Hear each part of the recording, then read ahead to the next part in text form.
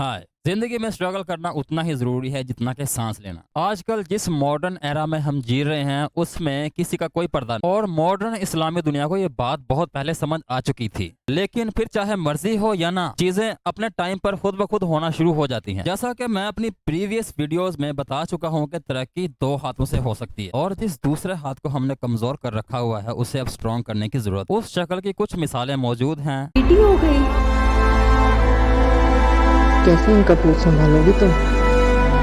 दूजी और ये बात हो रही है एस्ट्रोलॉजिकली। क्रिटिसिज्म एक तरफ और इनका कंटेंट भी एक तरफ। पाकिस्तान जैसे इस्लामिस्ट मुआशरे में व्लॉग्स बनाना और वो भी लड़की हो, अरे कोई बेटा होता तो बुढ़ापे का सहारा तो बनता। तो इन लड़कियों ने काफी हिम्मत दिखाई है और 5 मिलियन का इन्होंने संगे मील अबूर कर लिया है and it is quite remarkable. हमारे लोगों की सोच कुछ इस तरह से हो गई है, वो जो टीवी या ड्रामों जो फिल्मों में औरतों को देखते हैं उनकी तो तारीफें करते हैं, लेकिन कोई लड़की आम जिंदगी से उठकर यूट्यूब पर आकर व्लॉग्स बना के अपलोड करती है या फिर कुछ टिकटॉक वगैरह बनाती है, तो हम लोग ताने दे देकर उसको। तो हमें अपने डुअल स्टैंडर्ड्स खत्म करने होंगे और हमें सिर्फ कंटेंट को क्रिटिसिज्म करना चाहिए, ना कि पर्सनैलिटीज को। कंटेंट इन लोगों का, इन लड़कियों का जैसा भी है, लेकिन काबिले गौर बात यह है कि ये फीमेल्स हैं सारी। मैंने कुछ बड़े बड़े यूट्यूबर्स की वीडियोस भी देखी हैं जिनके मिलियंस में सब्सक्राइबर हैं, वो भी ऐसी बातें करते हैं तो मुझे हैरानगी होती है, यार इन लोगों का माइंडसेट ऐसा है तो इनकी ऑडियंस भी कितनी ज्यादा हो चुकी है। ये है वो बंदा, इसके 1.74 मिलियन सब्सक्राइबर हो चुके। स्टार्ट हुई थी और जितने भी हमारे ब्लॉगर्स हैं जो अभी डेली व्लॉगिंग करते हैं ना, इसमें कोई भी मुश्किल नहीं है। डेली व्लॉगिंग करना इतना इजी है, होने चाहिए ठीक है। एक तो आपकी वाइफ होनी चाहिए, नहीं है तो आपकी बहनें होनी चाहिए, आपकी माँ बहन, ये चीज होनी चाहिए आपके पास, और उसके पास आपके पास थोड़ा सा। अब इस बंदे की इतनी बड़ी ऑडियंस है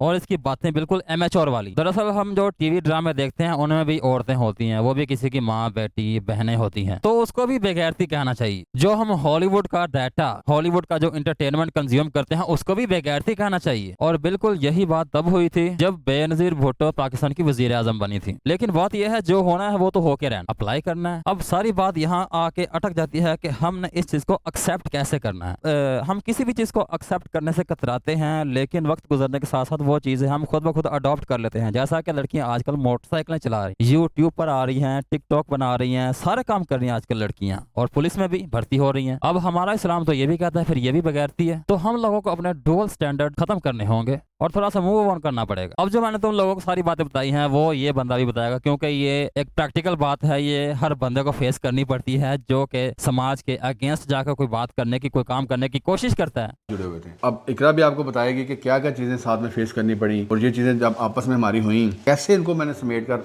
आगे बढ़ाया। फैमिली के ताने, बहुत सारे लोग मुझे छोड़ गए, हम बिल्कुल तनहा हो गए, अलग से पूरे सिस्टम से अलग हो गए। और फिर उस वक्त ऐसा हमारे पे दौर था कि बहुत सारी चीजें ना बस कह लें कि बस। हम लोगों में एक बहुत बुरी आदत है जो आगे बढ़ती जा रही है, वो है हमारा ताने देना, एक दूसरे की लाइफ पे नजर रखना जैसे कि हम उसके अब्बू हों। पाकिस्तान आजाद लोगों का मुल्क है, हम लोगों को तो सिर्फ ताने मारने आते हैं, किसी की हेल्प नहीं हम कर सकते। इसी तरह अगर कोई लड़की या औरत कोई सड़क पे भीख मांग रही है तो हम इतना नहीं कर सकते कि उसकी हेल्प कर दें, उसको एक घर लेके दे दें या फिर उसको खाने पीने के लिए कुछ दे दें, उसको कपड़े दे दें। अगर वही लड़की टिकटॉक पे या यूट्यूब पे वीडियोस बना के अपलोड करती है और उसे व्यूज ले रही है और डॉलर्स कमा रही है तो हमें इससे टेंशन है। होती हैं तो क्या लोगों का रिएक्शन होता है, क्या माँ की एक फीलिंग होती है, एक औरत की क्या फीलिंग होती है कि जब पैदा बेटी होती है तो माशरे को किस तरह से फेस करना पड़ता है। ये तो मेरे ख्याल से जिनकी बेटियां हैं ना वो सब इस फीलिंग को समझेंगी कि एंड दैट इज ट्रू। ये वाकई पाकिस्तान में हो रहा है। ये सब लोग किसी को बार बार बेटियां होने के बाद सवालिया आंखों से देखना शुरू कर देते हैं, और बाहर वाले तो बड़ी दूर की बात है,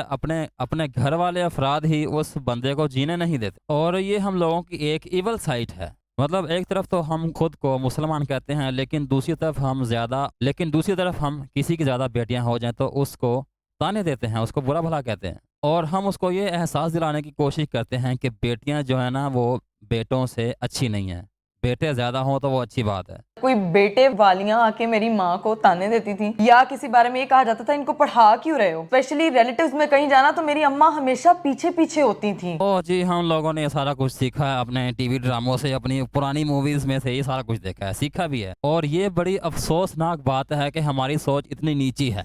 अक्सर मम्मा को कहती थी, मम्मा काश मैं लड़का होती। मेरे ना दिमाग में ये चीजें, ये फीलिंग्स आती थी। रिश्तेदार एक तो नोच के वैसे ही खा जाते हैं, ये आपकी बर्बादी का तमाशा भी बैठ के देखते हैं, ये इंतजार करते हैं उस वक्त का कि कब आप लोग गिरें। मेरी जब बहन ज़ैनब पैदा हुई, मैं ये भी हमारे इस्लामी माशरे का एक बहुत घिनौना सच है कि रिश्तेदार होते ही सिर्फ इसीलिए हैं कि वो किसी की बर्बादी का तमाशा देख सकें, एंड स्पेशली क्लोज वन। भाई साहब, ये मैं सारी जो बातें कर रहा हूँ ये मैं ऊपर ऊपर से नहीं कर रहा, ये बीती हुई हैं। ये सारी बातें मैंने फेस की हुई हैं और कर भी रहा हूँ। कहने की तो बात यह है कि हम किसी को भी आराम से ताना दे देते हैं, लेकिन किसी को ताना देते वक्त, किसी की बेबसी का मजाक उड़ाते वक्त हम ये नहीं सोचते कि हमारा इस्लाम इस बारे में क्या कहता है। तो हमने इस्लाम को अडॉप्ट किया हुआ है फेवरेट खेलने के लिए, कि जो चीज हमारी फेवरेट है तुमने सिर्फ वो करनी है, और जो हमारी फेवरेट नहीं है अगर तुम वो नहीं करोगे तो कोई मसला नहीं। उन रिश्तेदारों की इस चीज में बेइज्जती नहीं होती कि उनका रिश्तेदार भूखा है, या उनका रिश्तेदार कर्जदार है, या उनके पास इतनी इस्तात नहीं है कि वो अपनी बेटियों की शादी कर सकें, तो हम उन लोगों की मदद करते हैं, उनको सपोर्ट करें। नहीं नहीं नहीं, ये काम तो करना ही नहीं, बल्कि उसके घर जाते हैं, उसको 2-4 झूठे दिलासे देते हैं और उसको 2-3 सलाह मशवरे भी देते हैं, उसके बाद अपने घर वापस आ जाते हैं। ओ भाई, तेरे सलाह मशवरों का हमने अचार डालना है। असल में वो लोग किसी की बेबसी का मजा लेने आते हैं। अगर वही बंदा या बेटी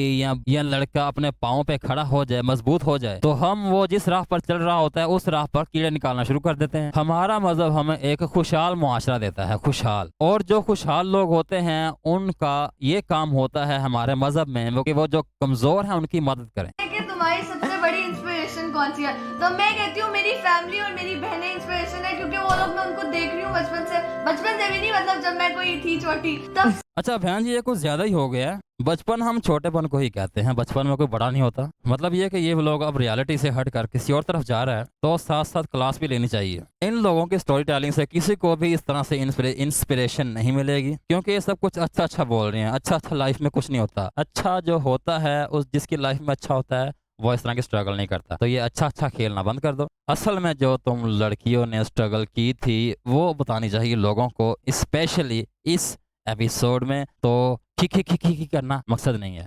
वैसे ही हमारे पाकिस्तान में खी वाले प्रोग्राम काफी ज्यादा हैं। So we are still buying it, all laughing TV channel. चीज ये थी कि सब मेल फेमस यूट्यूबर्स में फीमेल्स जब आई तो वो बहुत मुश्किल था। Yeah, sisters, that's right. Really, it's a proud moment for Pakistani women. And I am looking forward to see more women on YouTube channels or in Pakistani institutions. और सच में वुमेन एम्पावरमेंट में बात होनी चाहिए। बजाय वक्त के साथ साथ औरतों को आज़ादी देने के हमें कुछ एहतियाती तदाबीर के साथ इनको पहले आज़ादी दे देनी चाहिए। बाद में तो ये खुद ब खुद आज़ादी ले लेंगी, लेकिन अगर हम इनको कुछ कानून के तहत, कुछ अपने मुआशरे के तहत किसी किस्म की इजाज़त दे दे तो वो ज़्यादा बेहतर होगा। वुमेन्स का हमारी सोसाइटी में कोई एक्टिव रोल नहीं है, तो हमारा मुल्क जो चल रहा है सिर्फ एक हाथ के बलबूते पे चल रहा है। ये बात मैं पहले भी अपनी पिछली वीडियो में कर चुका हूँ। एक हाथ से मुल्क नहीं चलता, दोनों हाथों से मुल्क चलता है। आजकल के मॉडर्न एरा में मुल्क सिर्फ दोनों हाथों से ही चल सकता है। हमें इस हकीकत को मान लेना चाहिए कि औरत भी एक हकीकत है जो कि मुल्क की इकोनॉमी में बेहतर कंट्रीब्यूट कर सकती है, as well as boys and mens. या बहुत